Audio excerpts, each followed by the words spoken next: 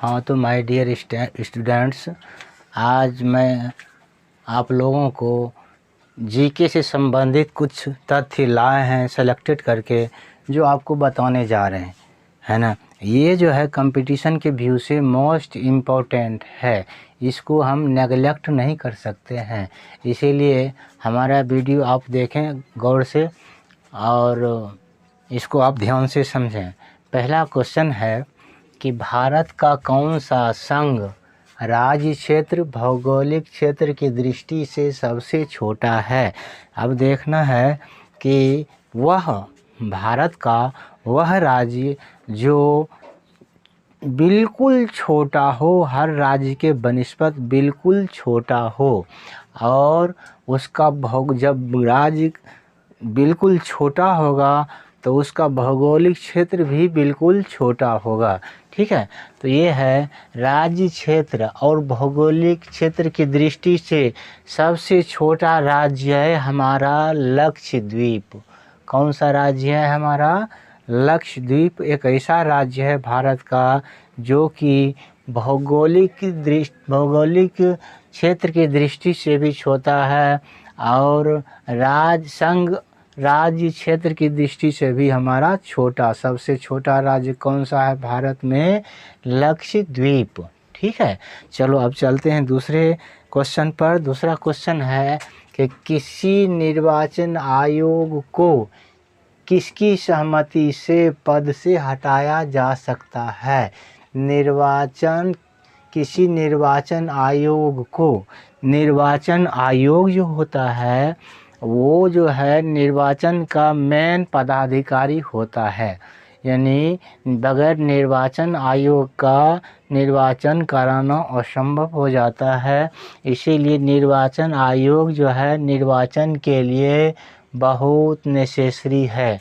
अब ये प्रश्न है कि निर्वाचन आयोग को, जो मेन निर्वाचन आयोग है, उसको किसकी सहमति से पद से हटाया जा सकता है? तो निर्वाचन आयोग में भी एक होता है मुख्य निर्वाचन आयुक्त, है ना। मेन क्या होता है? मुख्य निर्वाचन आयुक्त।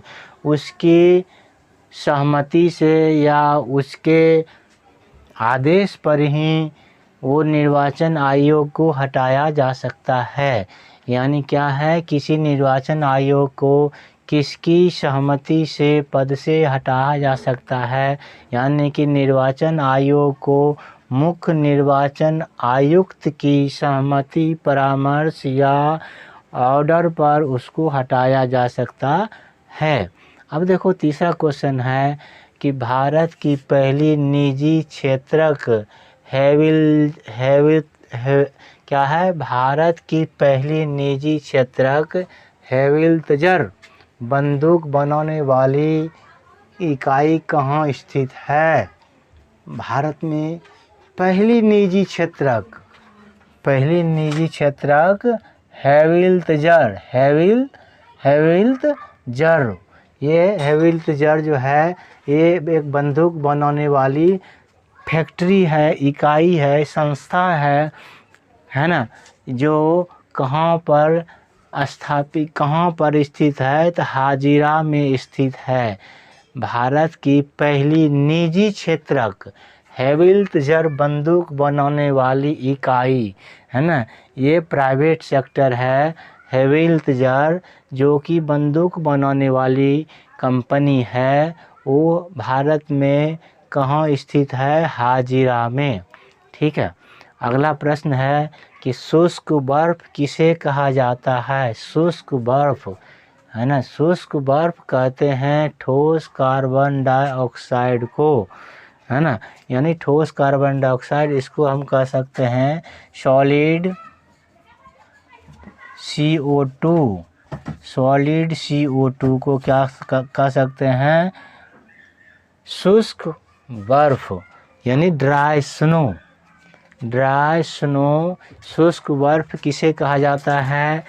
ड्राई स्नो, यानी शुष्क बर्फ किसे कहा जाता है? ठोस कार्बन डाइऑक्साइड यानी सॉलिड CO2 को हम ड्राई स्नो कहते हैं, ये कहा जाता है।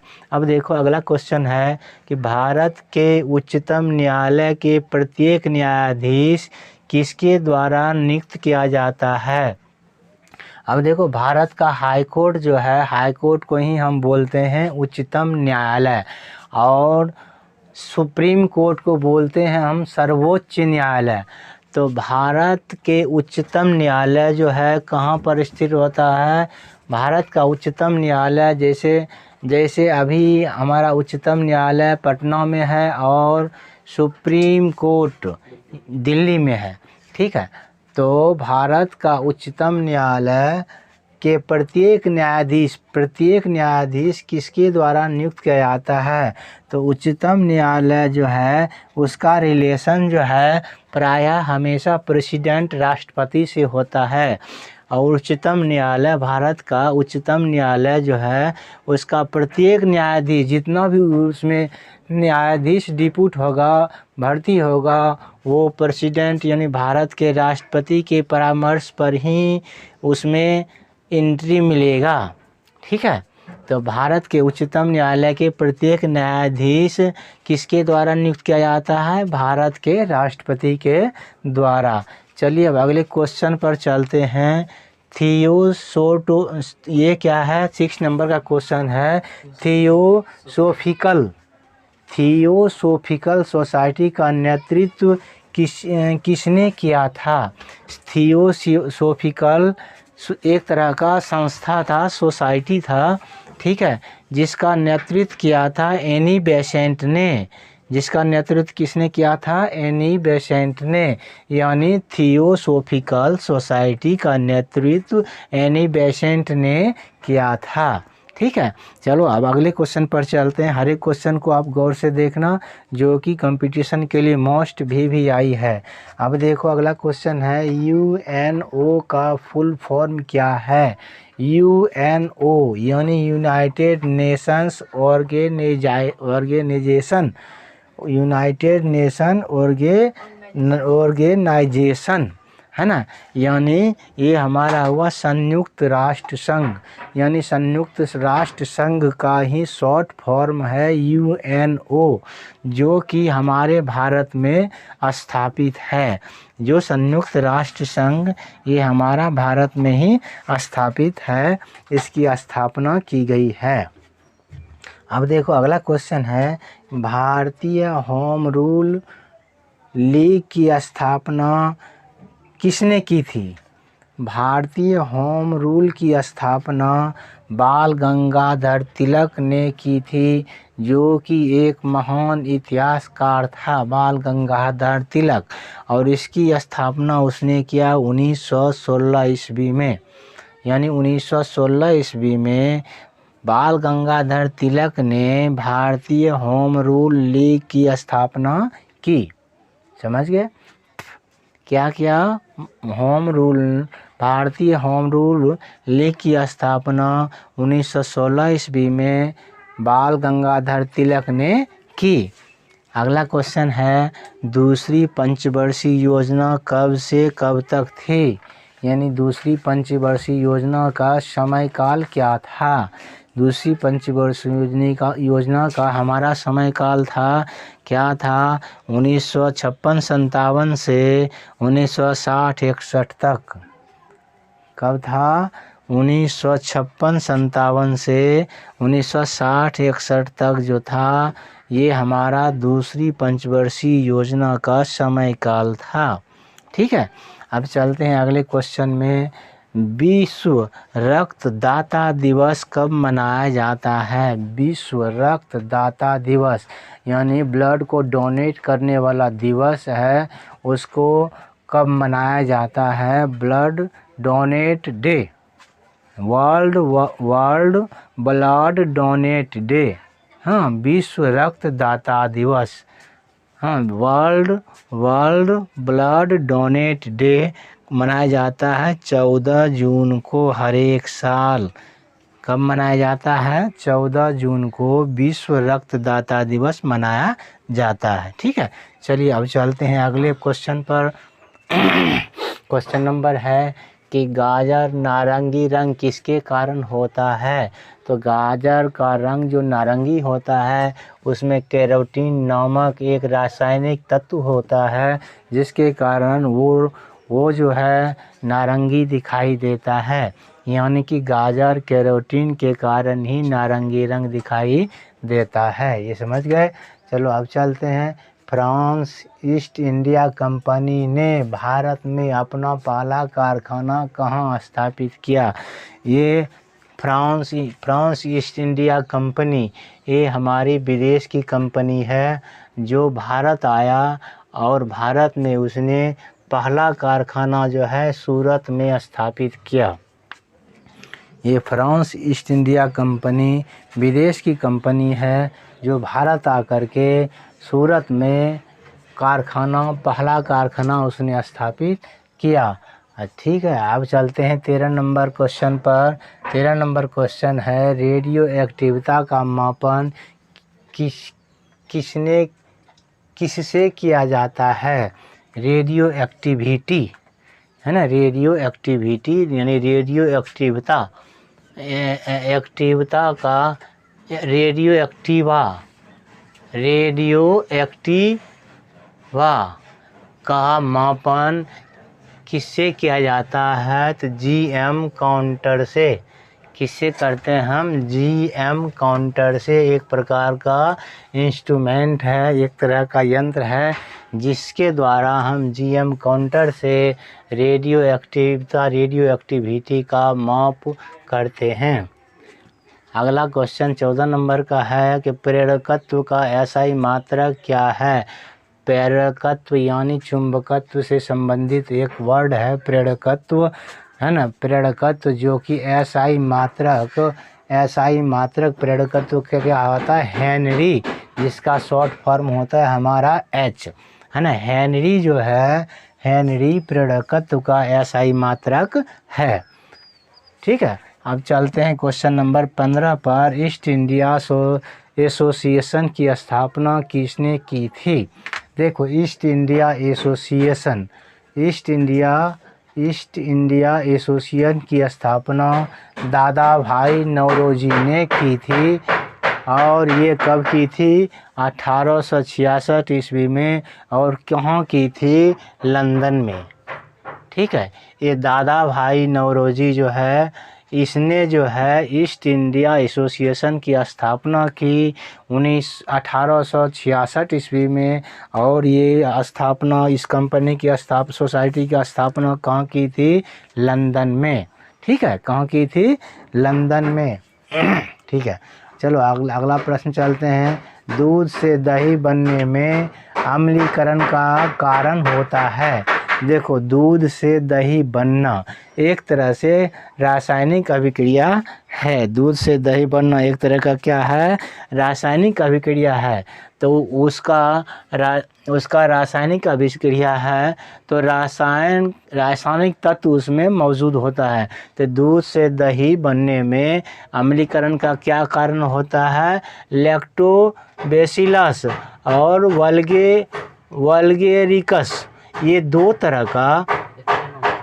ये एक तरह का केमिकल है, यानी रासायनिक तत्व है। एक तरह का रासायनिक तत्व है जिसके कारण दूध से दही बनता है, यानी एक तरह का बैक्टीरिया है।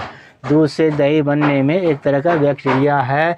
उस बैक्टीरिया का नाम है लैक्टोबैसिलस वल्गेरिकस।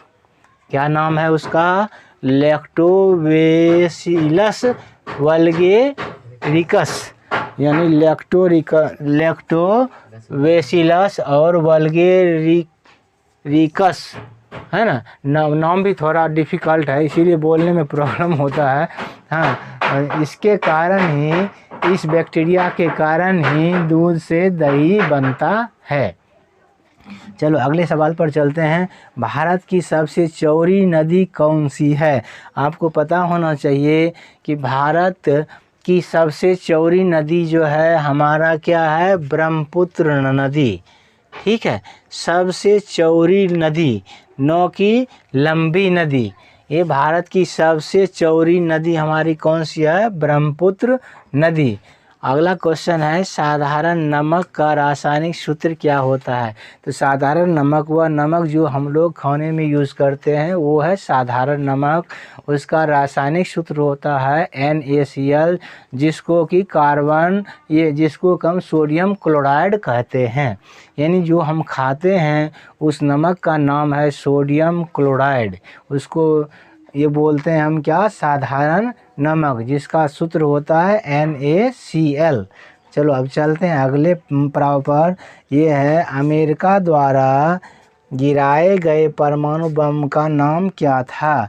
अमेरिका ने नागासाकी पर एक परमाणु बम गिराया था। ठीक है, अमेरिका द्वारा, यहाँ पर हो जाएगा नागासाकी पर ठीक है, अमेरिका द्वारा नागासाकी पर गिराए गए परमाणु बम का नाम क्या था। तो उस परमाणु बम का नाम था फैट मैन। नाम तो था फैट मैन, ठीक है, परमाणु बम का, लेकिन वहाँ पर गिरने के बाद जितने भी मैन थे वो थिन मैन हो गए। ठीक है, नाम तो था परमाणु बम का नाम फैट मैन, लेकिन वहाँ पर उस परमाणु बम का इतना असर हुआ कि वहाँ का प्रत्येक 1-2 जनरेशन तक उस बम का उस पर प्रभाव रहा। ठीक है, ये बहुत ख़तरनाक बम था फैट मैन, जो बहुत ख़तरनाक बम था, जो अमेरिका ने नागासाकी यानी कि जापान के नागासाकी में वो गिराया हुआ था। ठीक है, तो अब चलते हैं, लास्ट क्वेश्चन है कि महाराणा प्रताप का जन्म कब हुआ था। यानी महाराणा प्रताप जो कि एक बहुत बड़ा योद्धा था। महाराणा प्रताप जो एक बहुत बड़ा योद्धा था, स्वतंत्रता सेनानी भी था। उसके घोड़े का नाम था चेतक, जो उसका सबसे प्रिय घोड़ा था। और उस महाराणा प्रताप के पास एक भाला रहता था, जिसका वजन कम से कम 36 पसेरी का होता था। पसेरी मतलब होता है 5 किलो। आप समझ लीजिए कि 36 पचे यानी 180 किलो का वो भाला रहता था। और ये बता सकते हैं कि 180 किलो का भाला संभालने के लिए महाराणा प्रताप का बाजू में कितना ताकत होगा। ठीक है, तो वही महाराणा प्रताप है जो कि अभी भारत में प्रसिद्ध है। ठीक है, तो उसका जन्म हुआ था, याद रखना है, उसका जन्म हुआ था 9 मई 1540 ईस्वी में। कब हुआ था महाराणा प्रताप का जन्म? 9 मई 1540 ईस्वी में। और मेवाड़ राजस्थान में उसका जन्म हुआ था। वह मेवाड़ राजस्थान में उसका जन्म हुआ था। ठीक है, तो इस तरह से हम आपके लिए अगले वीडियो के लिए हम आपको इसी तरह से 10-20 क्वेश्चन जो है कंपटीशन के लिए GK GS लाएंगे। ठीक है, आप इसको ध्यान से देखिएगा और हमारे वीडियो को कम से कम सब्सक्राइब कीजिएगा। Thank you.